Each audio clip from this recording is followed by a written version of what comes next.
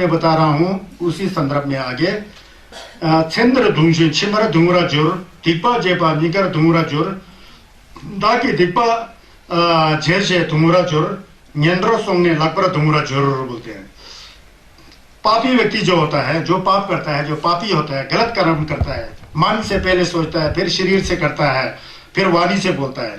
पापी व्यक्ति जो है इस लोक और परलोक दोनों जगह में वो बहुत दुखी होता है। वो शेनपा के बारे में भी आया था ना कल, यहाँ फिर दूसरा सदन में बहुत दुखी होता है। मैंने पाप किया ऐसा सोचकर बहुत दुखी हो जाता है।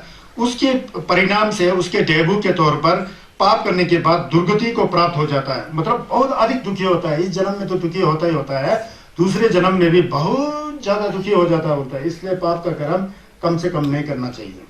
अब यहाँ एक कथा है, भगवान बुद्ध का फुफेरा भाई वही देवदत्त का बात आ जाएगा। देवदत्त दुई लेब्जिन बोलते हैं, सुना है? संजय की कुंचे एक था दुत लेब्जिन बोलते हैं। संगेश का फुफेरा भाई, फुफेरा भाई का मतलब संगेश का अनी का लड़का, बुआ का लड़का है ना, फुफेरा भाई वो थे। वो जो है उनका क्या है पंगा है पता नहीं, बचपन से ही बुद्ध के साथ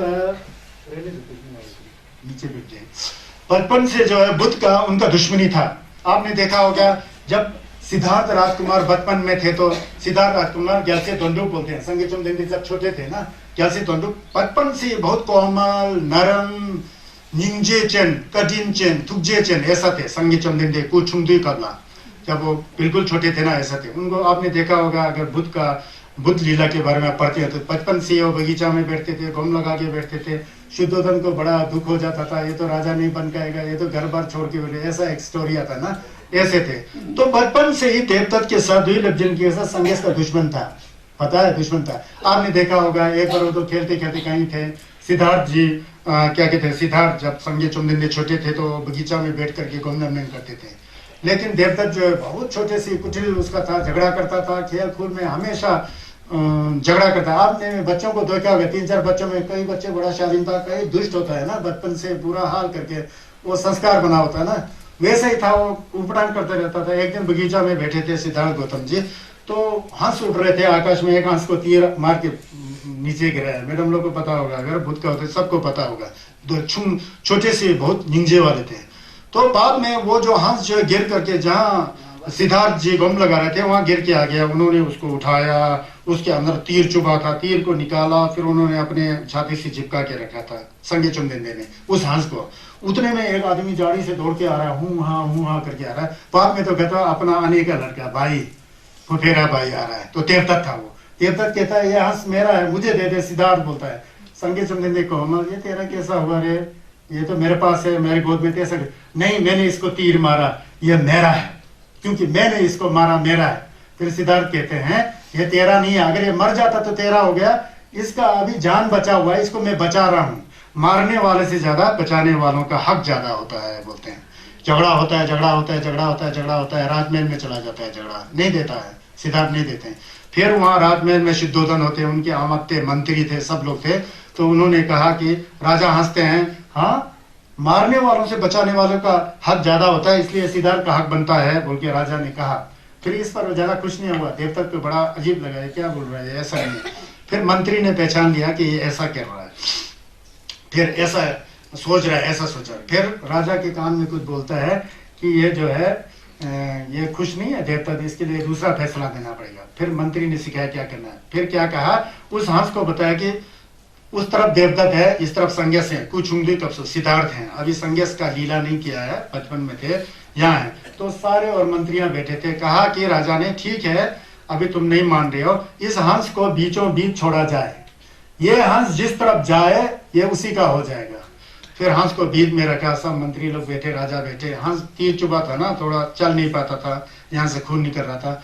हंस पहले देवदत्त की ओर देखता है, इतना डर जाता है, फड़फड़ा करके इतना डरता है, फिर तो कहीं ना मारे बोल के डर जाता है, डरता है ना जानवर, पक्षी डरता है, डरता है। फिर धीरे से सिद्धार्थ की ओर, फिर खुश हो जाता है, आवाज निकलते हैं, तो वो सिद्धार्थ की ओर आ जाते हैं।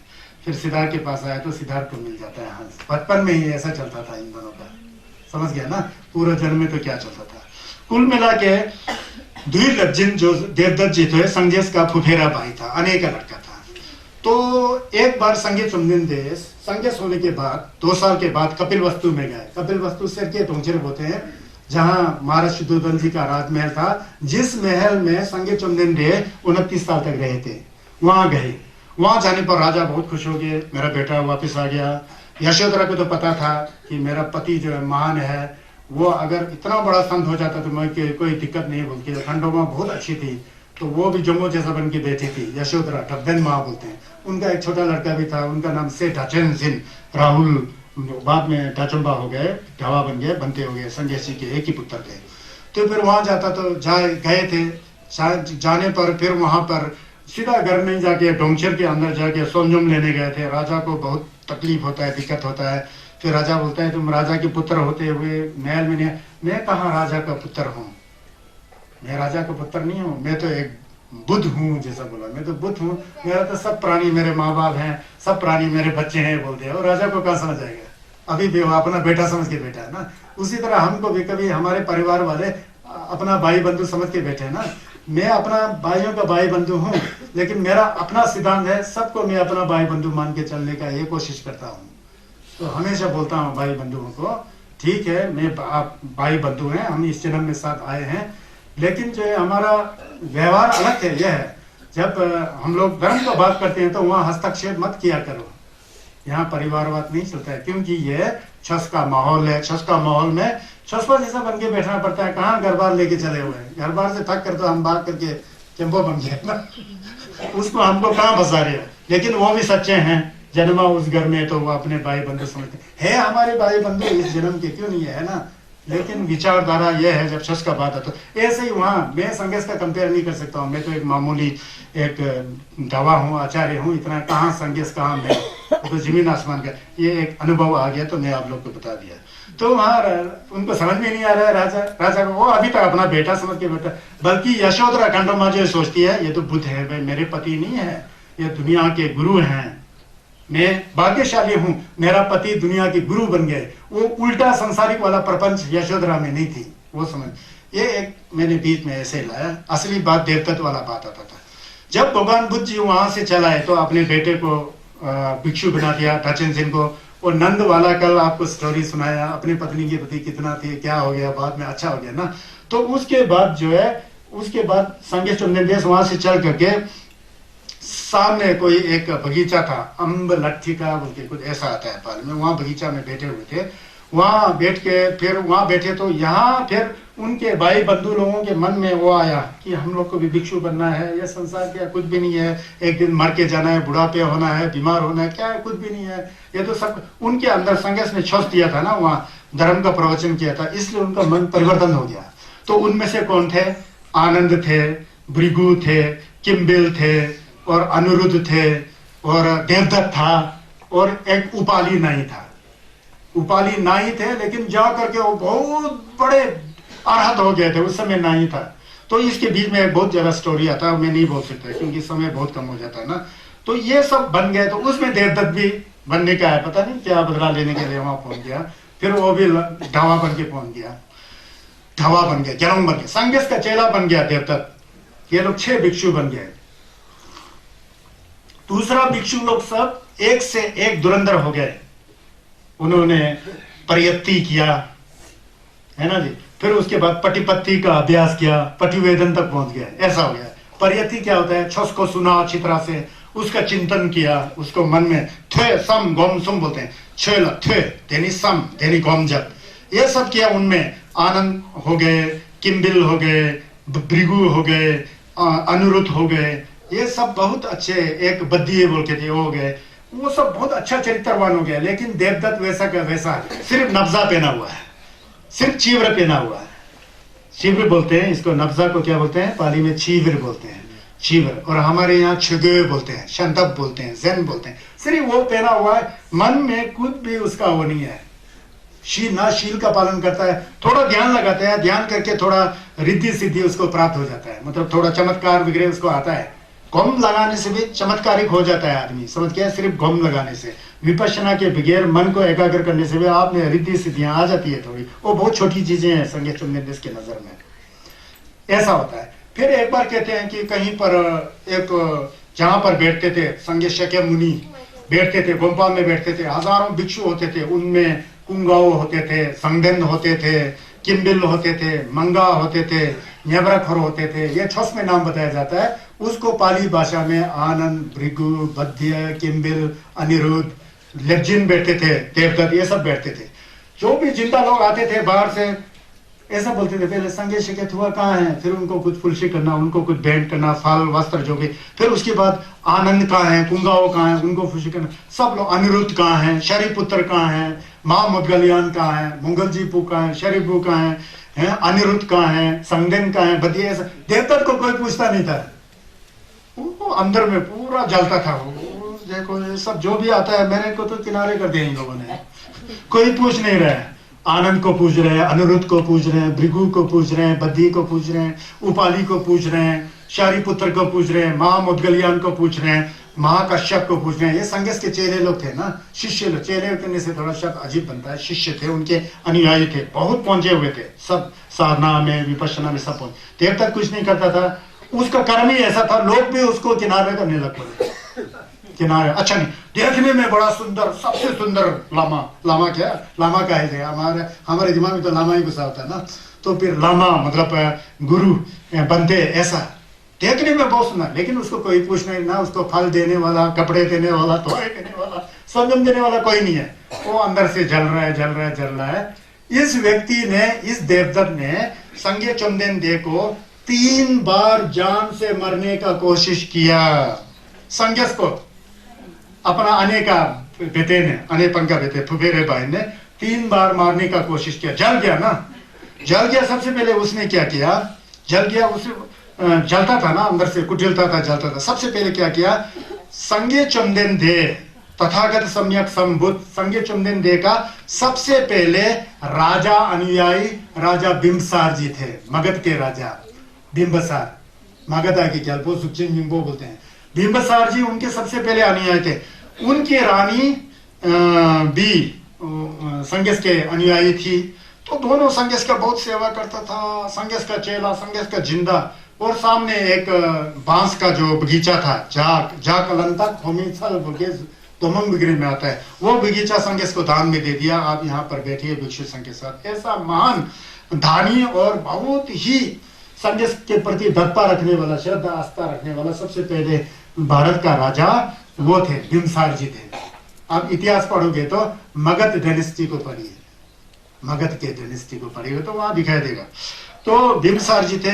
देवदत्त ने सोचा अब कुछ करना पड़ेगा तथागत को तंग करने के लिए, संगस को तंग करने। उसने क्या कहा, मैं तथागत के, वो जो राजा बिंबसार थे ना, उनके 2 रानियां थी। एक तो बड़ी थी, बड़ी रानी का नाम वासुकी थी, छोटा रानी का नाम छलना। छलना का वासुकी की बेटा नहीं था, छलना नाम की रानी की बेटा था, उसका नाम था अजात शत्रु, सुना होगा हमने। अजात शत्रु को उसने पटा लिया देवदत्त ने, हमेशा चुगली करना शुरू कर दिया। देखो ये आपका पिताजी महाराज बिंबसार शाक्यमुनि बुद्ध का चेला के अनुयायी बन के बैठे हैं, तो ये तो सब कुछ तथागत बुद्ध को दान देगा, तुम्हें कुछ मिलने वाला नहीं है। मेरे ख्याल से लगता है उसके छीनने के लिए पिता को मार दो। दवा बन के ऐसा हो रहा है देवदत्त, पिता को मार दो और फिर हम 2 मिल करके तुम राज्य चलाना, मैं इन संघ का गुरु बन जाऊंगा, तथागत को किनारा कर देंगे, संगस को किनारा। ऐसा सोचता है देवदत्त। देवदत्त ऐसा संगस के काल में भी, उनका भाई मामे फुफेरा भाई भी ऐसा था, इसलिए दुत लेजिन बोलते हैं उसको, ऐसा था। तो उसने सोचा यार सही में है, ऐसा है सोच करके देवदत्त का बात सुन करके अपने पिता को 3-4 बार मारने की कोशिश करता है, गुंडा भेज करके 3-4 बार मरने की कोशिश करता है। लेकिन जब राजा को पता लगा तो राजा कहता है अपने बेटे से, बेटा तुम क्यों मार रहे हो मुझे। वो छोटी वाली रानी ने उकसाया ना बेटा को, जब पिता को मार देने तो तेरे कुछ नहीं मारा। छलना ने, जिसकी जो माँ थी जैसा वो, फिर वहां जाके फिर उसको पता लगा, राजा को गुप्तचरों ने बताया, तो राजा ने बुलाया अपने बेटे अजात शत्रु, उसको माकेटा बोलते हैं, माकेटा। फिर बुलाया, फिर बताया कि देखो तुम क्यों मुझे मार रहे हो। फिर उसने बोला मुझे राज्य चाहिए। इतना सी छोटी बात के लिए तुम मुझे मार रहे हो, ले जाओ कल से तुम राजा हो, बोल के उसको राजा बना दिया अपने बेटे को, खुद एकांत में रह गया। राजा बनते ही क्या किया, देवदत्त का बात सुन करके अजात शत्रु ने वासुकी बड़ी रानी और पिता को जेल में डालकर 7-8 दिनों तक भोजन ही नहीं दिया, खाना ही नहीं दिया, वहां पर उन दोनों का कत्ल कर दिया, मार दिया अपने माँ बाप को। किसका बात सुनकर, देवदत्त का बात सुनकर। मार दिया ना। अब मार दिया, फिर देवदत्त ने थोड़ा थोड़ा ध्यान किया था ना, उसको थोड़ा चमत्कार आता था। चमत्कार बहुत छोटी चीज है, जुझुल जो दिखाते हैं ना आजकल हम लोग चमत्कार के पीछे जाते हैं ना, छोटी चीज है। फिर चमत्कार दिखाना शुरू हो गया, फिर अजातशत्रु का परम मित्र हो गया। फिर तो उसका तो बहुत अच्छा हो गया, जो करना चाहता था उस मिशन को पूरा करूं सोचा। फिर उन दोनों मिल करके उसने कहा कि अब एक बात है महाराज जी, राज्य तो आपको मिल गया, अब ये जो तथागत बुद्ध का जो संघ है, गेंदुन है, जो जो जो बनते और गेलों का संघ है, वो मेरे हाथ में होना चाहिए। तथागत को अलग करना है, संघर्ष को अलग करना है, सोच के बैठा है देवदत्त। फिर ऐसा करके वो दोनों मिल करके पहले संघर्ष को मारने के लिए कई गुंडे भेजते हैं, संघर्ष को मारने के लिए। जो भी संघर्ष के पास जाता था, तलवार लेके छुरा लेके जाता था, वहां संघर्ष के आवाज देख करके पिघल जाना, सब वहीं संघर्ष का अनुयायी बन के रह जाता था। जितना भी जाता वहीं का वहीं रह गया, कोई वापस आए नहीं। हैरान हो गया, अजातशत्रु भी हैरान है, देवदत्त भी हैरान, कुछ भी नहीं करा। फिर भी इतना संघर्ष के अंदर क्या कहते हैं, झिल्लप और करुणा और दया की भावना देखते हुए भी देवदत्त को बुद्धि नहीं आता है, जिनको और भी बुद्धि नहीं आता। फिर उसने दूसरी बार क्या किया, दूसरी बार कहा संघर्ष को मैं ही मार देता हूं। एक दिन संगे चुमदिन दे नीचे से ऊपर जल पे खप के जगो फुंकुरी नहीं है, जगो फुंकुरी में जाते समय आ रहा है बोल के देखा, संगे चुमदिन दे वहां से पेप्सी कर रहा है, वहां से पधार रहे हैं बोल के देख लिया। खुद पहाड़ पर जा करके ऊपर से इतना बड़ा चट्टान दिया, ऊपर से इतना बड़ा पत्थर को उड़ेल दिया धक्का मार के। नीचे संघर्ष को कहां लगा, संघर्ष वो पत्थर कहीं बीच में चला गया, दो टुकड़ा हो गया, एक दाएं तरफ एक बाएं तरफ। एक छोटा सा पत्थर जो है संघर्ष के क्या कहते पैर के उंगली में लगा तो थोड़ा सा खून निकल गया। वो छम्मे गां के अंदर एक छम्मे उसको चला गया, तेजी से बेकुल अठा जिम्बा बोल के छम्मे गां में बहुत बड़ा पाप किया उसने, संघर्ष का खून निकाल दिया। ऐसा किया, वहां संघर्ष बच गए, 2 बार हुआ ना, फिर बच गए। फिर और भी उसके अंदर ज्यादा जलन, क्या ये मरता ही नहीं, कैसा है सोच रहे हैं संघर्ष को, इतना दुख है, मटन रुटा है, दुख है। फिर क्या करता है, फिर उसके बाद राजा अजातशत्रु को कहता है कि आपके हाथीशाला में सबसे ताकतवर हाथी क्या है, वो बताइए, बोलता है। फिर देवदत्त खुद जाता है, जो हाथी को पालने वाला व्यक्ति है, उनको पैसा वैसा देके, पहले नहीं मानता, कैसा हो सकता है, तथागत बुद्ध को हम नहीं मार सकते हैं, वो तो संघर्ष से बुद्ध है, कैसा मारना, नहीं मार सकते, ऐसा होता है। फिर बाद में पता नहीं ज्यादा ही लोभ दिया होगा, प्रलोभन दिया होता है, बाद में वो मान गया तो उसने देखा कि उसमें से एक हाथी का नाम नालागिरी था। हाथी का नाम क्या था, नालागिरी। नालागिरी को उसने, उसके जो सूंड होता है ना, सूंड के सिर पर एक बहुत तेज धार वाला चाकू को बांध दिया। हाथी के सूंड होता है ना, सूंड हो तो हाथी तो सूंड थे, एक चाकू सुसुकता था, वहां बांध दिया। फिर उस हाथी को खूब शराब पिलाया, शराब पिया। बाद में संगे चुमदिन वहां आगे से आ रहे थे बहुत के साथ, कुंगा और झपछी थे उनके साथ, गेलोंग डाचुम्बा बहुत आ रहे थे। आते समय उस हाथी को उस रास्ते पर छोड़ दिया जहां से संघर्ष पधार रहे थे। तो उस समय तो देवदत्त और अजातशत्रु दोनों खुश थे, आज तो बस काम हो गया, तथागत बुद्ध का अब नामो निशान मिट जाएगा। फिर हाथी दौड़ के जाता है, हाथी को आते देखकर कुंगा और जपछी था ना, संघर्ष का परिचारक थे, तो एकदम आके आगे निकलता है। संघर्ष ने बोला आनंद हट जा, कुछ नहीं करेगा हाथी, संघर्ष तो संघर्ष, करुणा का सागर, ज्ञान का निदान, क्या करेंगे उनको। हाथी सामने आ जाता तो पूरा नरम पड़ जाता है, पीला आकर के नीचे गिर जाता है, संघर्ष के चरणों के धूल अपने सिर पर डालता है। संघर्ष का चिल्ला जल पे खपतु लंचिन यंबा तुल यंबा चिंतु देव ढंग से फुल। जो झटपा चिन्नी हम नहीं पढ़ते हैं ना, उसमें पूरा कहानी छिपा हुआ है, वो तो हम लोग कैब्डो बना के रखा हुआ है, प्रेयर बना के उसको बताएंगे ना, सब उसी में आ जाता है। जल पे खप में लंचिन यंबा तुलसी हो गया, वहां भी काम से रह गया, नहीं हो गया। फिर उसके बाद क्या हो गया, अब चैप्टर बदल रहा था। उसके बाद क्या हो गया, अजातशत्रु को लगा कि जब से देवदत्त को अजातशत्रु ने मदद किया तो वहां के जितना भी प्रजागण थे सब अपने राजा को कोसने लगे, कैसा राजा है, इनके पिताश्री ने भगवान बुद्ध जी का सेवा किया, उस समय सब कुछ अच्छा चल रहा था, समय पर वर्षा हो रहा था, फूल पत्ती ठीक था, सब कुछ अच्छा था। जब से इसके साथ गया तो सब तो उल्टा हो रहा है, एनर्जी नहीं है, ऊर्जा खत्म हो रहा है, क्या हो रहा है बोल के सब लोग अजातशत्रु को गाली देना शुरू कर दिया, अपना राजा को। धीरे धीरे उसको पता लगा, होश आया, तो धीरे धीरे उसने देवदत्त को छोड़ना शुरू किया। राजा ने देवदत्त को छोड़ना शुरू किया। फिर और भी उसके मन के अंदर कुटिलता है देवदत्त में। उसने क्या सोचा, अब मैं संघर्ष चुमदिन देश के जो संघ नहीं था, जो गेलोंग था उसको 2 टुकड़े कर दूं सोचा, तब संगेस कमजोर पड़ जाएंगे। फिर नया नया दावा लोगों को जो नया नया गेलोंग बना था उन सबको उसका करके अलग करके 500 भिक्षुओं को लेकर के वारक बैठना शुरू कर दिया। फिर खुद संगेस की तरह बंद करके 500 भिक्षुओं को लेकर के दुर्जधन से नीचे जहां पर गया नहीं है, गया के ऊपर एक पहाड़ है, पहाड़ के ऊपर एक मंदिर है, उस पहाड़ पर जाकर उसको गया शीर्ष बोलते हैं, वहां जाकर के 500 गैलों को शिष्य किया कि देखो तथागत बुद्ध गलती कर रहे हैं, असली धर्म यह है बोल के अपना उर्पटांग वाला सिखाना शुरू कर दिया। देवता ने शुरू कर दिया। वो पूरा थका हुआ था, उल्टा किया हुआ ना, उसी समय थक करके बीमार जैसा था, थक करके प्रवचन देते देते वो सो रहा था। उस समय संगे चंदेंदे कहीं बैठे थे दुर्जधन के आसपास उरुवेला में। तो शरीपुत्र और महामुदगलयान जो कल बताए थे ना, भगवान बुद्ध के 2 शिष्य है, मंगल जीबू और शरीबू, उन दोनों को भेजते हैं। उन दोनों ने बताया कि देवदत्त ने अपना अलग से संघ बनाया हुआ है, तो वहां जाकर के उन्होंने, ये तो फिर संगेस के तंबा रिम्बोची के लिए ढा है, बरछत है, अब क्या किया जाए। फिर संगेस ने बोला जाओ, हो सके तो सुधारो, जाओ बोलता है। शरीबू और मंगल जीबू, शरी पुत्र और मुगल पुत्र जो दोनों जाते हैं, वो संगेस के अग्रणीय अनुयायी थे ना, वो जाते हैं। जाते समय गया शीश पर गया तो देवदत्त उनको प्रवचन कर रहा था, थका हुआ था। जब देखा तो उस सभा में सब लोग, कोई सुन नहीं रहा था, कोई ऐसा कर रहा है, कोई ऐसा कर रहा है, ओ भक्ति ही जा रहा है, भक्ति ही जा रहा है। संगेस का छस देते समय पूरा शांत होता था। उसमें कुछ भक्तर था, वो हैरान हो गया, क्या हो रहा है शरीपुत्र माऊ। फिर वहां जाके तो उसने सोचा देवता ने ये दो भी तथागत को छोड़कर आ गया। कुटिलता तो कुटिलता है, तथागत को छोड़ के आया सोचा उसने, आया सोचा तो देखो मैं कितना श्रेष्ठ हूँ, ये तथागत शाक्य मुनि के 2 शिष्य भी उनको छोड़ के मेरे पास आ रहा है, समझ आया बोल के बता रहा है लोगों को, समझ गया ना, ऐसा किया। फिर उतने में वो उबासी मर रहा था। उबासी मरना क्या होता है, थक गया था वो। फिर उसने बोला शरीपुत्र को, आप प्रवचन को आगे रखो, मैं थक गया हूँ, मैं थोड़ा सोता हूँ। तो वहां एक लुढ़क जाता है, बिल्कुल बेहोशी में खर्राटे मारना शुरू कर दिया उसने, सो गया, थक गया था ना उसने, पूरा गलती खर्राटे मारना शुरू किया। शरीपुत्र ने सही धर्म दिया उस समय, शरीबू ने सही धर्म दिया।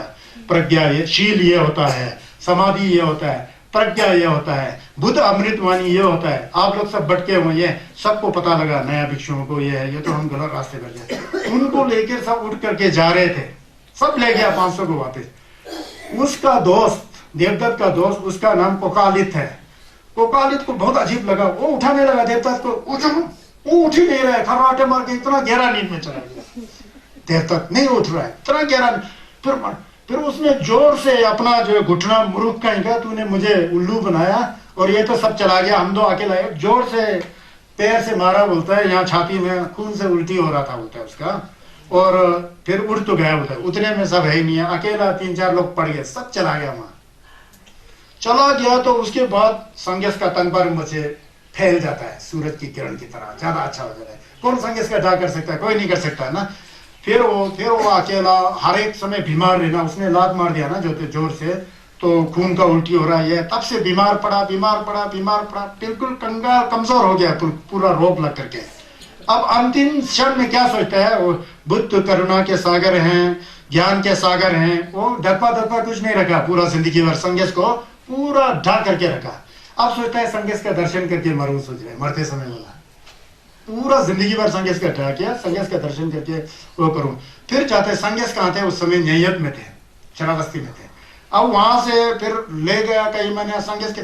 फिर लोगों ने कहा कि तुमने तो पूरा जिंदगी भर संगेस के साथ दुश्मनी मोल लिया, उनके साथ पूरा बुरा व्यवहार, कैसे जा सकते। नहीं, संगेस मेरे भाई है ना, भाई लगता है ना, कजन लगता है ना, वो मेरे लिए सब क्षमा कर देंगे, क्षमा करेगा सोचा उसने। गया, फिर भी ले गया। परे भिक्षु ने बताया कि संगेस को कि देखिए देवदत्त को यहाँ ला रहा है, और संगेस संशय कर रहे हैं कि वो व्यक्ति, उसने इतना खराब काम किया, इतना पाप का कार्य किया, वो कभी मेरे साथ मिल ही नहीं सकता, मेरा दर्शन उसका हो ही नहीं सकता, उनके संगेस संशय कर रहे हैं वहां। फिर लोग हैरान, वो तो नजदीकी आ रहा है, संगेस तो संगेस है ना। नजदीक आके जेतावन महाविहार शरावस्ती के देते सलगों में जिजिन कुंगा रवा, उसके बाहर तक पहुंच ही जाता है। फिर अंदर संदेश भेजता है कि देवदत्त यहाँ आया, वो मेरे साथ कभी नहीं मिलना, उसने कर्म ही उल्टा किया, इस जन्म में उसका मेरे साथ मिलना असंभव है, नहीं मिल सकता है, बल्कि संगे चुंदिंदे शाक्य मुनि ने ऐसा किया।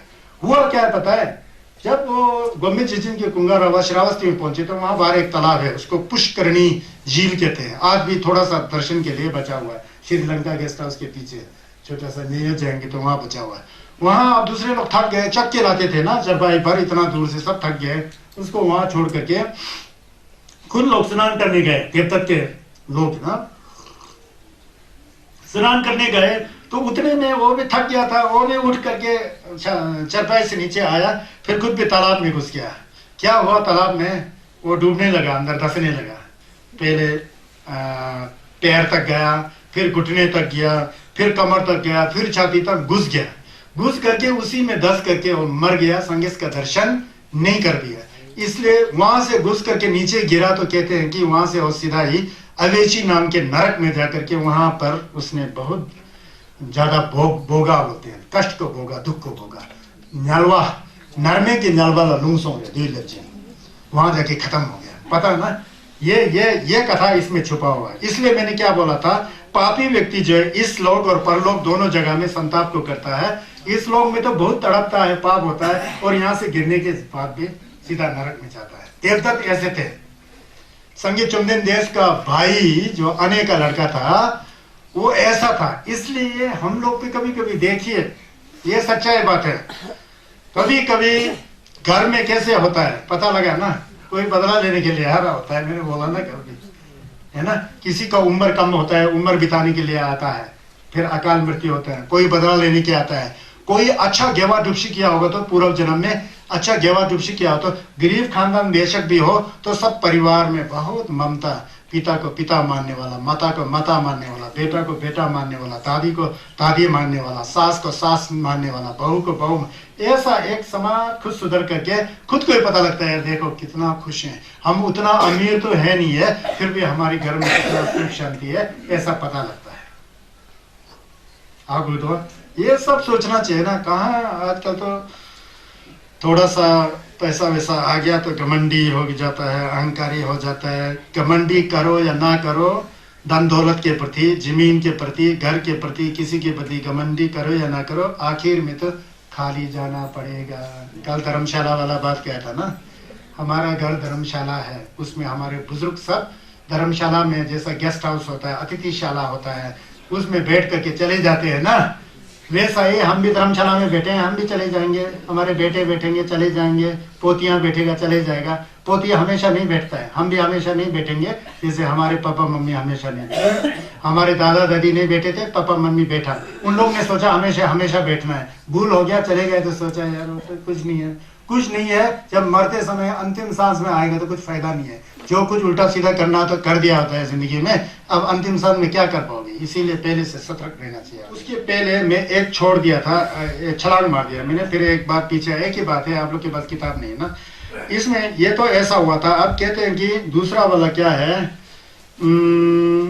क्षेत्र टोजिंग छिमर टोबर जुर घेवा जेपा निकर टोबर जुर रंगी नंबर तक पे ले ने देनी गाजिंग देनी टोबर जुर। अब इसके विपरीत क्या बोलता है, शुभ कर्म करने वाला जो मनुष्य होता है ना, शुभ किसको पता है, पता है, पुण्य को बोलते हैं, गेवा को बोलता है, सोनम साक्षी करने वाले को शुभ बोलते थे उस समय। शुभ कर्म अशुभ कर्म, कुशल कर्म अकुशल कर्म, घेवा मिगेवा, घेवा को शुभ कर्म बोलते हैं और मिगेवा को कुशुभ क्या कहते हैं, अशुभ कर्म बोलते हैं, और पाप के कर्म को अशुभ बोलते थे और धर्म के कर्म को शुभ बोलते थे।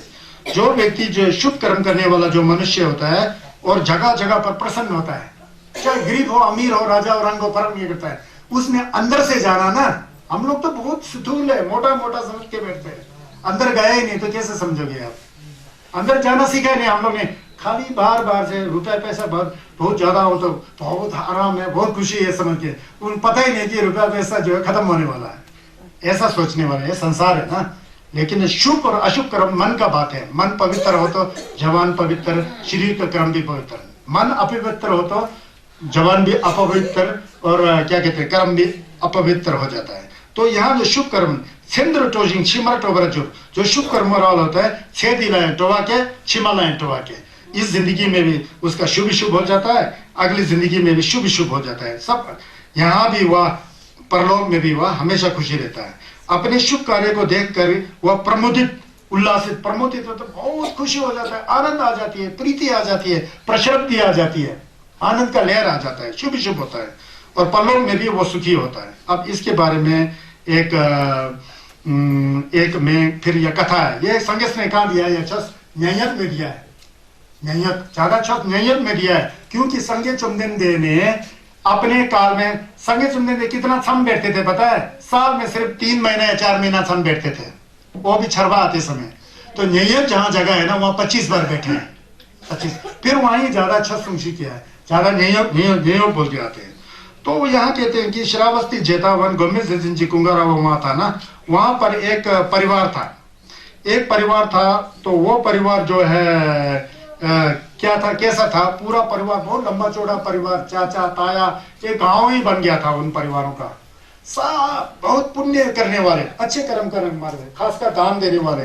जब भी है उनके घरों में, सभी के घरों में कुछ ना कुछ कार्यक्रम होते रहता है। जैसा छेपा गेट अष्टमी आ गया तो उस समय सब गेलोंग लोग को बुला करके सोजोंग करना, फिर गेलोंग से छस लेना, जितना भी भिक्षु थे ना बनते लोगों से, गेलोंग लोगों से छस लेना, फिर उसी तरह छेपा चोंगा नमगंग, मतलब कुछ ना कुछ सोजोंग करते समय, यरने करते समय, ये सब संगीत के काल का एक वो था ना, पवित्र दिन थे। खासकर छेपा चोंगा और छेपा गेट ये संगीत के काल का बहुत पवित्र दिन माना जाता है। ये छेपाचू और न्यंगा बिगड़े ये संगा दुर्जे थेकवा में आ जाता है, ये फिर दूसरा गणना है इसका, समझ गए ना। और नमगंग अमावस्या भी संगीत का दूसरे माना जाता है, संगीत का डायरेक्ट संगीत से दूसरे। उन कालों में सब परिवार लोग एक से एक सब व्यंजन थे, वो लोग उपासक थे। जिस दिन वो लोग गेलोंग को बुला करके कोई जनसभा को बुला करके प्रवचन करते थे, छस का जो कार्यक्रम करते थे ना, उस समय पूरा वातावरण शांत हो जाता था। और जो दान पुण्य करता था ना वो पूरा निरासक्त भाव से, दक्षिण होता ही नहीं था कि मेरे घर में कुछ शुभ हो, सब मेरे पास ही हो, ऐसा नहीं, बस लोक कल्याण के लिए, लोक की शांति के लिए, ऐसा करके बड़ा पुण्य करते थे। सब परिवार ऐसा पुण्य करते थे। एक दिन उसमें से एक उपासक, उनके परिवार में से एक उपासक थोड़ा बुजुर्ग रहे होंगे, उनके मन में आया कि मैं एक छस को सुनूं। सब गेलोंग लोग मेरे पास बैठ करके छस का पारायण करें, उसका वाचन करें। वो पक चुका था, पूर्व जन्म से पक चुका था, मन शुद्ध था, सिर्फ पारायण को सुनना चाहता था। फिर संगे चुमदिन के पास, संगेश के पास, सम्यक संबुद्ध के पास संदेश भेजते कि बनते मैं अब बुजुर्ग हूँ, क्या पता कल आए ना आए, मैं गेलोंग लोगों से, आपके भिक्षुगण से, ताचंबा गेलोंग जो भी है उनसे मैं छस सुनना चाहता हूँ। फिर संगेश ने 15 या 16 बनते को भेजते हैं। बनते का मतलब जवानों को बोलते थे उस समय, भिक्षुओं को भेजते हैं। भेज करके फिर भिक्षु लोग पूछते हैं, उसमें शायद शारी भू बिगड़े होंगे, शारी पुत्र बिगड़े होंगे। तो पूछा कि क्या सुनना चाहते हैं? बने बोलते, बने छोटे को बने बोलते थे, क्या सुनना चाहते हैं? उन्होंने कहा मैं सत्ती पठाना सुनना चाहता हूँ, सत्ती पठान सूत्र। ये सत्ती पठान सूत्र क्या होता है? ये सत्ती पठान सूत्र एक ऐसा सूत्र है, सत्ती पठान को छस में दोदे टेम्बा न्यवरा शक भी दो बोलते हैं। दोदे टेम्बा न्यवरा शक भी दो, ये एक ऐसा सूत्र है जिसमें विपश्यना के बारे में पूरा गंभीरता से संगीत में प्रवचन किया है। विपश्यना क्या होता है? गोम जामलेन होता है। कैसा गोम जामलेन होता है? सब कुछ मितकपा है, उसको जानने का गोम जामलेन है। सब कुछ दुमल है, सब दुख है, उसको जानने का जामलेन। मैं मेरा नाम का चीज हकीकत में कुछ नहीं है, सिर्फ व्यवहार में पानी के बुलबुले की तरह चलता है, उसका जामलेन, उसको सती पठाना कहते हैं। तो वो ये सुनना चाहते थे, उसको सुनना चाहते थे छो से ना। फिर गेलोंग लोग आया, वो बीमार थे, वो एक जगह चौकड़ी मार के बैठ जाता है। फिर गेलोंग लोग सब आकर के उसका वाचन करते हैं। वाचन करके जब वाचन शुरू होता है तो उतने में ही उसके अंदर वो हो जाता है, ध्यान सिद्ध हो जाता है। पहले से पका हुआ है ना, किसी का सुनते सुनते भी विपश्यना सिद्ध हो जाता है, ऐसा भी है। ज्यादा लोग नहीं कर सकते हैं, शिविर में जाके करना पड़ता है। कहीं कहीं का सीधा आ जाता है। जैसा मैंने बताया था, शरीपुत्र जी 21 दिन में डाचुम्बा हो गया था, महामोदगलयन जी 7 दिन में हो चुका था, आनंद जी जिंदगी भर भगवान बुद्ध के साथ चले फिर भी नहीं हो गए थे। ऐसा होता है संस्कार। तो ये उपासक जो पके हुए थे, फिर उन्होंने ऐसा करके ऐसा किया। फिर उनमें से खुद को पता लगा कि आज तक मैंने क्या किया। मैंने कभी जीव हिंसा नहीं किया, मैंने कभी चोरी नहीं किया, मैंने कभी व्यभिचार नहीं किया, मैंने कभी नशे पता नहीं किया, मैंने कभी झूठ नहीं बोला, मैंने कभी चुगली नहीं किया, मैंने कहीं बेमतलब का बात नहीं किया। हाँ, मैंने कभी दो आदमी को नहीं लड़ाया गाली गलौज करके। ये सब खुद को पता लग गया, पता लग के उस भीड़ में वो ढोलसे हो जाता है, ऐसा हो गया है ना। फिर उसमें सती पठान जो है उसको मैं बताना चाहता हूँ। सती पठान सूत्र कैसा पढ़ते हैं, मैं भी बर्मा में जाकर, जब बर्मे में मैं 11 दिन बैठा था, मैंने कंठ कर लिया, मेरे दिमाग में आ गया सती पठान। 3-4 पेज का होता है। उसमें क्या होता है पता है, संगेस बोलते हैं। एक बार संगेस कहीं ये दिल्ली के नजदीक तक भी पहुंचे हुए संगेस, एक कुरु के क्षेत्र में कम्मस नाम के एक निगम में आए थे। वहां पर संगेस में भिक्षुओं को बुलाया, गेलोंग लोग को बुलाया। गेलोंग गेलोंग दा, सब यहाँ आओ। सब गेलोंग लोग हाँ संगे चुमदिन दे जी, संगे चुमदिन देगा अभिधान करते, सब गेलोंग लोग इकट्ठा हो जाते हैं। इकट्ठा होकर के फिर संगेस को छक करते हैं, 3 कोरा लगा के एक जगह बैठ जाते हैं। फिर संगे चुमदिन देश बताते हैं। क्या बताते हैं, देखो बोलते हैं ये दुनिया में एक ही रास्ता है जो सभी प्राणियों की विशुद्धि के लिए है और शोक और क्रंदन और रोना धोना और उससे हटने का एक रास्ता, और क्या कहते हैं निर्वाण की प्राप्ति का सच सत्य क्या है उसका क्या कहते हैं प्रत्यक्ष उसका साक्षात्कार करने का एक रास्ता है, वो है सती पठाना। वो सती पठाना 4 तरह का होता है। शरीर को देख करके सती पठान होना, अपने वेदना को देख करके सती पठान होना, और अपने मन को देख करके सती पठान होना, और अपने मन में जो विचार आता है उसको देख करके सती पठान होना। बोल के ऐसा बोल के एक संगेस का सुन है। शरीर को क्या देखना, शरीर मिटक पाए ना, उसको जानने के लिए ये सब क्षमता और विपश्यना करना पड़ता है। हमारे अंदर जो वेदना आता है ना, छुरवा अनेक प्रकार का, वो छुरवा क्या है उसको देखना पड़ता है। स्वयं क्या है उसको देखना पड़ता है। स्वयं के बाद स्वयं के अंदर विचार क्या है उसको सब देखोगे देखोगे देखोगे ना, अंतिम क्षण में क्या है, सब मिताकपा कुछ भी नहीं है, पूरा ऐसे ही क्या कहते हैं तोंगबा जी जिसे कहते हैं मिताकपा, वो पता लगता है, वो सती पठान है। तो परमा में बंतेरो के साथ मैंने पढ़ा था, जिनलब के लिए मैं थोड़ा पढ़ता हूँ, ध्यान से सुनो। ये आपको लगेगा ये ब्राह्मण पढ़ रहा है, जैसा मैं ब्राह्मण नहीं हूँ, मैं पौधाचार्य हूँ, क्योंकि पाली शब्द जो है अलग तरह कैसा होता है पता है। इसका मैंने अभी बताया, एवं मे सुतं एकं समयं भगवा कुरु सुविहरति कम्मस्य धम नाम कुरु नाम निगमो तत्रखो भिक्खवे आमन्तेसि बदन्ते तिते भिक्खवे भगवतो पच्चसोसुम भगवता एतत् वाच। ऐसा था चौस पहले देखिए दागी थपा द्विचिग्ना चमदेन दे द्विचिगला कुरुशे जावे नेजमधु कम्मस नाम जे जवे डोंगचर बेशुपे छे संजे के गेलोंग धाला गेलोंग दा देरशो चे गेलोंग नाम जे छा चलते संजे ला नंबर जाओ, कुछ ऐसा है ये छे ऐसा था ये। फिर बोलते हैं संगे एतत् वाच, फिर क्या बोलते हैं, एकायनो मग्गो भिक्खवे सत्तानां विशुद्ध्या शोक परिदेवानां समति कमाये दुःख दोर्मनस्सानां अट्ठंगमाये न्यायस्य सच्च क्रियाय न्यायस्य अधिगमाय निब्बानस्य सच क्रियाय यदिदम इदम चत्तारि सत्ति पठाना कतमे च चत्तारो इद भिक्खवे भिक्खु काये कायानुपस्सी विहरति आतापि संपजानो सतिमा विने लोके अविद्या धोर्मनसं वेदनासु वेदनानुपस्सी विहरति आतापि संपजानो सतिमा विने लोके अविद्या धोर्मनसं चित्ते चित्तानुपस्सी विहरति आतापि संपजानो सतिमा विने लोके अविद्या धोर्मनसं धम्मेषु धम्मानुपस्सी विहरति आतापि संपजानो सतिमा विने लोके अविद्या धोर्मनसं। संगेस का सुंग है, इस भाषा में बोलते थे संगेस चौस, पता है पाली भाषा, हाँ इसको पाली बोलते हैं। ये संगेस का सुंग का चस है। ये तो बहुत में जाकर के 1200 साल पहले तिब्बतन भाषा में आया ना। हम लोग में क्या होता है, छस का मतलब बहुत कभी है समझ के गलत है। छस का मतलब स्वयं का पवित्रता है।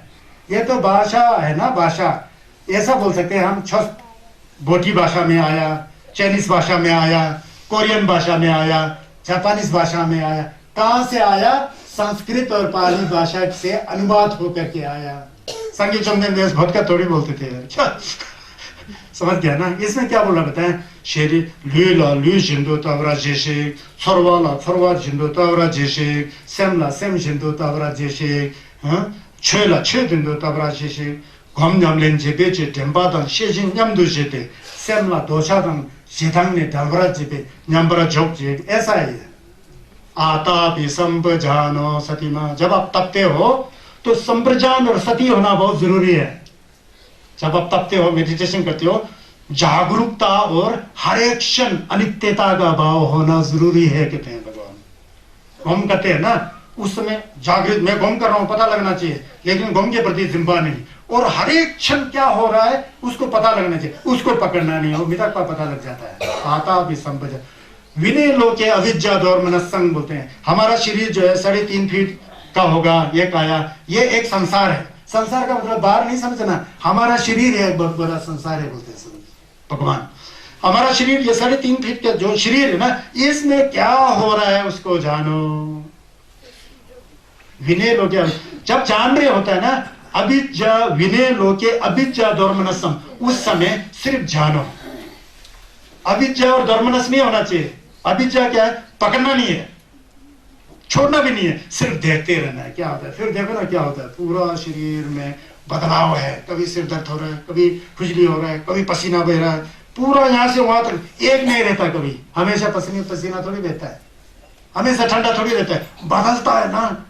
बदलने का मतलब हमेशा रहने वाला नहीं है, यह शरीर हमेशा रहने वाला नहीं है। इसके अंदर जो वेदनाएं होती है वो तो एक एक क्षण में बदल रहा है।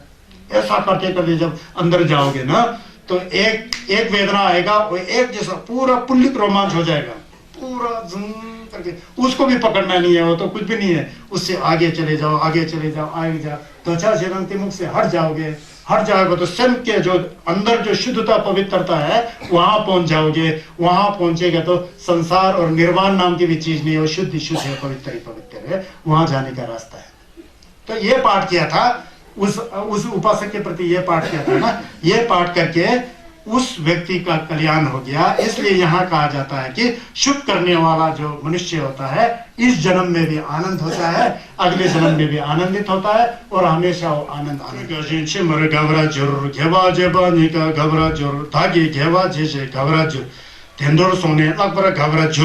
इस समय भी कहते हैं कि कुशल कर्म करने वाला उसी तरह है, घावराजुर। इस जन्म में भी वो आनंदित हो जाता है, दूसरे जन्म में भी आनंदित हो जाता है, मरते समय भी आनंदित हो जाता है, मर करके जहां जन्म लेता है वहां भी आनंदित हो जाता है।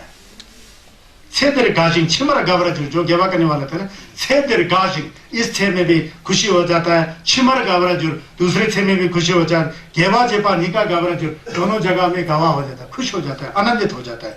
ताकि गेवा जैसे गावराजुर, मैंने पुण्य का कर्म किया बोल के निराशक भाव से ऐसा बोलते हैं कोई, उससे गेवा हो जाता है, जैसु हिरंग हो जाता है, अनुमोदित हो जाता है। तेंद्रो सोने लपर गावराजुर, फिर उस फल से देवलोक में जन्म हो जाता है, वहां भी गवा हो जाता है, वहां भी सेम गवा हो जाता है। तो यह है संगे चुनदिंदे का एक जिंदा थे। मैंने बताया ना, जहां पर श्रावस्ती नेयत है ना, नेयत जहां पर संगे चुनदिंदे ने दुर्जे चौबा सुंशी किया, वज्र क्षेति का प्रंजना पारामिता और अनेक यहाँ जो बताया सब नेयत में बताया ना, उस जगह को एक सेठ ने पूरा जगह में सोना बिछा करके, एक राजा के पुत्र महाराज राजन प्रसन्नजीत के पुत्र जेता से सोना बिछा करके, सोने को बिछा करके उसका दाम नहीं लगे। राजा के पुत्र ने कहा, जब तक इस धरती पर पूरा सोना नहीं बिछाओगे तब तक मैं बेचने वाला नहीं हूं। वैसे बेचना नहीं था, मखौल में बोलते उसने। सेठ ने सीरियस ले लिया, संगीत के प्रति दत्ता था, पूरा धरती को सोना बिछा करके खरीदा, उसके ऊपर गोंबा बना के संगीत को दान करने वाला सबसे पहला सेठ कौन था? अनाथ पिंडक। अनाथ पिंडक था।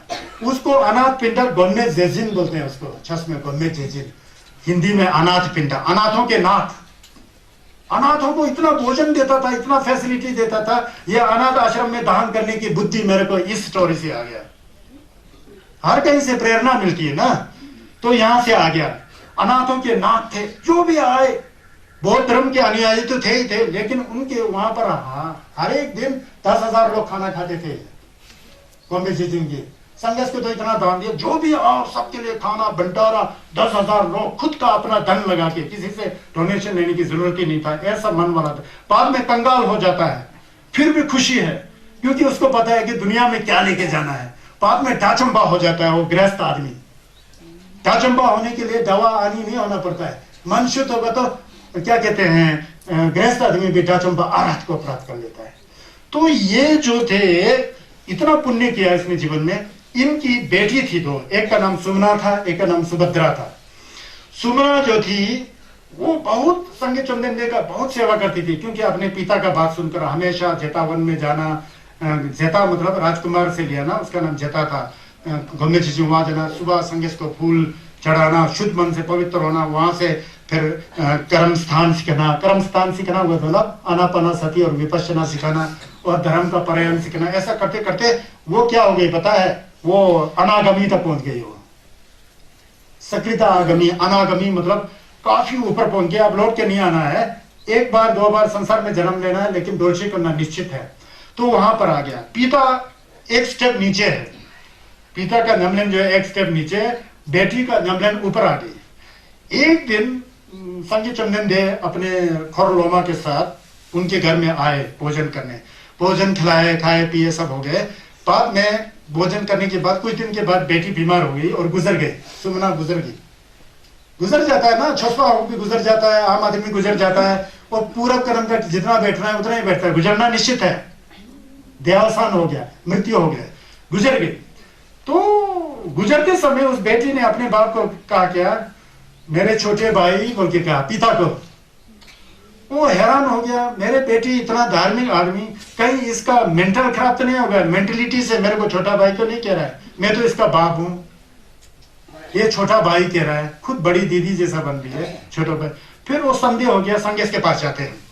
फिर संगेश अपने दिव्य चक्षु से देखते हैं, ज्ञान के ऋषि की चंद ज्ञान की आंख से देखते हैं, तो देखते हैं कि जो न्यामलेन में एक स्टेप आगे थी अपने पिता से, न्यामलेन की दृष्टि से अपने पिता को छोटे भाई कह रही थी। वो शरीर की दृष्टि से नहीं, न्यामलेन करके एक कोपंग आगे था ना, न्यामलेन की दृष्टि से पिता। संगेश ने कहा, आप इतना क्यों दुख हो रहे हो, आपकी बेटी साधना और विपश्यना में एक कदम आगे थी, इसलिए आपको छोटी।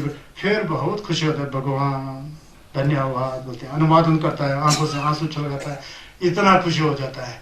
फिर उसके बाद उनका दूसरा बेटी तो बहुत ही है, उसका स्टोरी यहाँ नहीं है, यहाँ तक सीमित है। तो इसका मतलब यह है, तो फिर खुश हो गए ना, बहुत अच्छा होता है। जो गेवा करने वाला व्यक्ति होता है, साधना करने वाला जो साधक होता है, यहाँ भी आनंदित होता है और पूरा जिंदगी आनंदित होता है, मरते समय भी आनंदित होता है, मर के बाद भी थोड़ी में जा करके वहां पैदा होकर के वहां भी आनंदित होता है। पता लगा ना कौन में घेरे। अब इसके बाद यांदा द्वीपा मंगो धनजे जंग तेदा लेसो मेजे तामे बामे में जेंजे बालंग छुक्सी ढंगवा जेन घेजों धाके ढंगसो मिजुर्रो बोलते हैं। अब 19 पर आ गया ना, कहते हैं कि यांदा द्वीपा मंगो धनजे जंग तेदा लेसो मेजे बामे में, कहते हैं कि यांदा द्वीपा मंगो धनजे जंग, संगेश का पोथी पढ़ लिया, बहुत पढ़ा, पूरा कंठ में कर दिया। क्या जो सब लो में आता है, कुंभो लो में आता है, कुंजे चिंते लो में आता है, हम लोग भी बोलते हैं। तो मतलब संगेश का सुम कंजूर सब कंठ में कर लिया, सब आ रहा है। कान में करने के बावजूद गोम ने नहीं करे तो उसका उतना फायदा नहीं है, ये बोल रहे हैं। यांदा द्वीपा मंगो धनजे जंग तेदा लेसो मेजे पामे मीस जेंजे बालांग छुक्सी ढंगवा जिन घेजों दानी ढंगसो मिजुरो। इस तरह का व्यक्ति जो सिर्फ पोथियों का पाठ करके गौम नहीं करता है, साधना नहीं करता है, अपने मन से विकार को नहीं हटाता है, स्वयं से नमतों को नहीं हटाता है, जो गुस्से आने की भाव जो जड़ है उसको नहीं सुखाता है, जो दक्षिण का जड़ है उसको नहीं खत्म करता है, सिर्फ खूब पढ़ता है रटता है, लेकिन मन वैसा का वैसा ही सुधरता ही नहीं है, तो उससे कोई फायदा नहीं है। वो कैसा है, कहते हैं जेंजे बालंग छुपसी ढंगवा जिन, वो तो गाय का मालिक कोई दूसरा ही है, गाय चराने वाला ग्वाला की तरह है, बोलते हैं वो व्यक्ति जो है, सिर्फ पाठ करता है, नमने नहीं करने वाला, गाय लंग पाला सुखता है। या जेंजे बालंग छुपसी ढंगवा जिन घेजों दा के ढंग, वो असली घेजों नहीं होता है, नमलिम्बा नहीं होता है। क्यों है पता है, जो नौकरी करता है, पालस वगैरह का नौकरी करता है, मालिक तो दूसरा है, गाय तो दूसरे का है, वो बलंग चराने जाता है, वहां जाके आता है, फिर बलंग को छोड़ करके इतना है जी देखो जी दे के चला जाता है ना, दूध दही मक्खन को गाय मालिक खाएगा ना, उसको नहीं मिलेगा ना, वो गाय चराने वाले ग्वाले की तरह होता है बोलता है। तो एक इसके बाद दूसरा भी बताता हूँ, फिर दोनों का एक स्टोरी बताता हूँ। 양다 되파 뇽 쌈동양 최라 최단 통브라 저제바 차당 제단 모바 라방싱 양다 शेरम नंबर ताकपेसम बोलता है। इसके अतिरिक्त जो परायण उसके अंदर ज्यादा नहीं है, कंठ में उसको ज्यादा नहीं है, क्या डो वगैरह ज्यादा नहीं आता है, ज्यादा नहीं, लेकिन गोम नमले में बहुत उसका जिज्ञासा है, रुझान है, वो करता है। यांगदा द्वीपा न्यूमू जो ज्यादा रटने का काम कम करता है, ज्यादा नहीं करता है। न्यूमू सम तोन्यांग छुला छुदम थुमरा चोजेबा, लेकिन धर्म को धर्म की तरह आचरण करता है। झूठ नहीं बोलना तो झूठ नहीं बोलता है, शराब नहीं पीना तो नहीं पीता है, कम करना तो करता है। ऐसा आदमी, एक आदमी होता है छुए बहुत पड़ेगा, शराब भी पिएगा, उल्टा सीधा भी करेगा, चोरी भी, उसमें फायदा नहीं है ना। एक आदमी ऐसा है कि ज्यादा नहीं पढ़ता है जितना जितना जरूरत है, कैप्टो वगैरह संके वगैरह जो पढ़ता है, लेकिन छुला छुदम थुमरा जोजेबा, छोस को छोस की तरह करके गमलन करने वाला होता है। छकपंग जेदाम मुंबा रपंग जिंग, छप्पा और जेदाम को छोड़ देता है, मन से मन शुद्ध हो जाता है। यंगदा शेरब नंबर धकपे से, और शेरब जो है यंग धब्बा हो जाता है, अंदर जो प्रज्ञा जो है पूरा साफ सुथरा हो जाता है, पवित्र हो जाता है। तेरंग छिसु न्यमरा लेलेंपा तेनी गेजों तक ये ढंग सुधो, इस तरह से जो नमने हमेशा करता रहता है वो असली छुस्पा है बोलता है, ये जानना चाहिए बोलता है। तो इसका मतलब एक मैं बात बताता हूँ, ये था जी एक श्रावस्ती में न्यायों में दो भाई थे बोलते हैं, दो भाई थे। अब घर गृहस्थ से तंग आ करके दोनों संगेश के पास चले गए, संज्ञा के पास जा करके रबजुम हो गए, प्रवर्जिया लिया, ऑर्डिनेटेड हो गए, संघ में प्रवेश हो गए। संघ, ये संघ शब्द है ना, ये संगेश का शब्द है, इसको भी चुराया गया है, अब क्या बताया जाए बताओ। ये संघ शब्द संगेश से आया हुआ है, संघ का मतलब असेंबली गेंदुन बोलते हैं, ये संघ शब्द वहां से आया गया। फिर वहां दो चले वहां गए, संगेश के पास गया, फिर संगेश ने धमका दिया, ये किया। फिर उसमें से एक ने क्या किया, थोड़ा थोड़ा पढ़ा जो जो जरूरत है, जैसा बुद्धम शरणम गच्छामि धम्मं इति पिसो भगवा अरहं वगैरह, ये सब जो चाहिए था ना, शुरू कैसा करना है, अंत क्या करना है, अनुमोदन करने का, ये सब सीख लिया जो जरूरत है। अभी उसने क्या दान दिया, विपश्यना करना सीखा, आनापाना सती सीखा, जिन्हें सीखा, लाथोंग सीखा, उस पर ध्यान दिया। फिर तोंबा ले करके थोड़ा सा दीक्षा लेकर के जंगल में चला गया, पूरा आजीवन करता तोंबा करके वो अरहत को प्राप्त कर लिया, क्या चंबा हो गया। दूसरा जो भाई था उसमें ज्यादा नहीं, उसको विद्वान बनने का शौक था, उसने पूरा त्रिपिटक कांड में कर लिया, पूरा त्रिपिटक कंजूर जो होता है ना उस समय पाली में, वो सब पूरा कांड में कर दिया। लोगों को प्रवचन देते समय इतना सुंदर, बहुत अच्छा प्रवचन करता, ये सब करता था, थोड़ा ऐसा करता था। तो एक दिन कहीं एक सभा हुआ होगा, सभा होते समय एक आदमी जो त्रिपिटक दर था, जो जो रट करके पूरा ग्रंथ को खलो में किया था, लोग में किया था, उनके पास आया तो पूछा कि आप यहाँ आइए। बोलता है हमारे गुरु आपको बुला रहे। तुम्हारा गुरु कौन है? आपका साथी, जो आप दो साथ जो बने थे, भाई नहीं थे, दो साथी थे, साथी जो आपके साथ गवाह बने थे, वो बुला रहे मुझे। वो क्या जानता है? कुछ भी नहीं जानता है। वहां अहंकार होना शुरू कर दिया, वो क्या है, कुछ भी नहीं जानता है, वो तो सीधा दोंबा लेकर के जंगल में चला गया, मैं तो बहुत पढ़ा लिखा हूँ, ऐसा बोलना शुरू किया उसने। देखो कितना फर्क होता है। जा करके गया वहां, फिर जा करके संगेश को पता लग गया कि जो रटा हुआ व्यक्ति है ये कुछ सोच रहा है उल्टा। पहले उसी को बुलाया संगेश ने, फिर प्रश्न पूछा अनुभव के बारे में। अनुभव बेचारे को जीरो, कुछ भी नहीं है, सिर्फ रटा हुआ बात है। विपश्यना के बुरा में पूछा प्रथम ध्यान क्या होता है, जवाब ही नहीं। दूसरा ध्यान क्या होता है, जवाब ही नहीं। तीसरा ध्यान क्या होता है, जवाब ही नहीं। चतुर्थ ध्यान, कुछ भी जवाब नहीं है। फिर संगेश ने बोला अभी तुमको साधना करने पड़ेगा तब जानोगे। उसके बाद दूसरे को बुलाया, विपश्यक जो विपश्यना करने वाले थे, उनको बुलाया, उनसे पूछा आनापाना सती शमथा क्या होता है। उन्होंने कहा शमथा अपने मन से विकार को हटाकर सांस के आवागमन में मन को एकाग्रित करना शमथा है बोलते हैं। संगेश खुश हो गए। विपश्यना क्या होता है? पूरी चीजों को जैसा है वैसा जानकर उसे अनुभूति में उतारना, वे विपश्यना है। फिर वहां भी वो पास हो गए। फिर प्रथम ज्ञान क्या होता है, सब पूछते पूछते हैं, वो पास हो गया। तो पास होने पर संगेश चुमदिन ने कहा कि मैंने जो सिखाया हुआ जो रास्ता है, धर्म का रास्ता है, वो सिर्फ रटने का रास्ता नहीं है। समझ गया? वो रटने का रास्ता नहीं है। अगर रट के करोगे तो तुम समाज में, पब्लिक में तुम्हें बोलना आता है, मीठा बोलना आता है, सबको प्रभावित कर सकते हो, सबको अच्छा करते हो, लेकिन जो रट करके दूसरों को बताने वाला जो व्यक्ति है वो ठीक उसी तरह है जैसे गाय को चराने वाला ग्वाला। मालिक खुद नहीं है, गाय दूसरे का है, उसको चराने वाला है। वो गाय चराते रहता है, चरा करके शाम को अपने मालिक को, उसकी संख्या को उनके मालिक को दे देता है। ऐसा उसकी तरह बोलता है। गाय का मालिक भी नहीं है और गाय से जो मिलता है उसको मिलता भी नहीं है। जो साधक परायण भी कर करके, जो साधना करके, घूम जमन कर करके जो थर चिंपा होता है, वो उन गायों के मालिक की तरह है। दूध दही मक्खन जो कुछ भी है उसका स्वाद लेता और ले लेता है।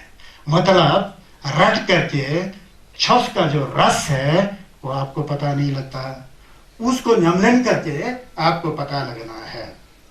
जलेबी को देख करके आप जलेबी का स्वाद नहीं ले सकते। जलेबी को देख करके जलेबी के बारे में जितना भी व्याख्या करो, जलेबी ये बहुत अच्छा है जी, ये तो आगरा का बना हुआ, देखो इसका रंग कैसा है, इसका डिजाइन देखो कैसा, ये तो बहुत मीठा है, ये बोलते रहता है, बोलते रहता, खाता वाता कुछ नहीं है। जब तक नहीं खाओगे तो जलेबी का रस पता नहीं लगता है। जो रटते रहता है छस को, वो जलेबी की व्याख्या करने की तरह है। जो नमलन करता है बिना व्याख्या किए खा गया तो जलेबी का स्वाद पता लगा, उसमें जो कुछ मिला था मिल जाता है। समझ गए ना? तो ये दो बात ये है। ये धम्मपद में 423 श्लोक में से 20 खत्म हो गया और पहला चैप्टर खत्म हो गया। पहला चैप्टर जिसमें एक तरफ से पाप के बारे में बताते थे, एक तरफ धर्म थे, दूसरे एक चैप्टर धम्मपद का आज कंप्लीट हो गया। तो ये है।